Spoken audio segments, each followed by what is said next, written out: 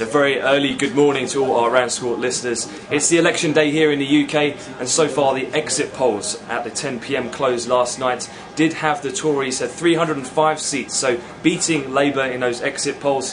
However, 21 seats shy of having an overall majority, so it looks like we are headed for a hung parliament, the first since 1974.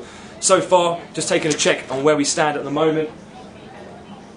Conservatives are currently on 240, Labour on 188, so quite a few, around 100 constituencies still left to report so far. But again, it does look like we're headed for a hung parliament, as many had anticipated, but it looks like the Conservatives will have the majority. We've already had the Labour Party, as it looks like they will be coming second.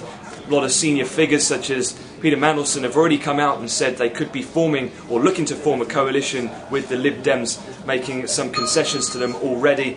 So as well, we'll be looking out as we head through the morning. It could be very interesting for sterling, which is trading slightly stronger across the board at the moment.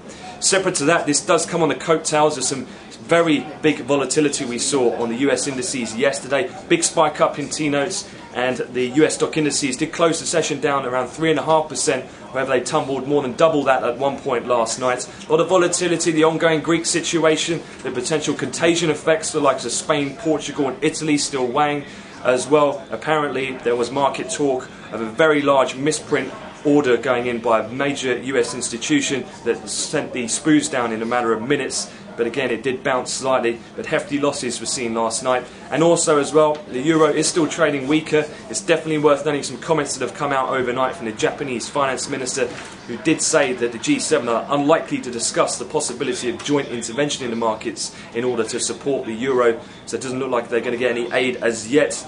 But again, in terms of the UK, it does look like we're headed for a hung parliament. It looks like the results are still trickling in. We've got around 100 seats left. So again, we'll have another update to come when we have a bit more of a firmer result. But it does look like the Conservatives will win the most seats. But again, they look around 20 seats shy of most predictions of having the overall majority.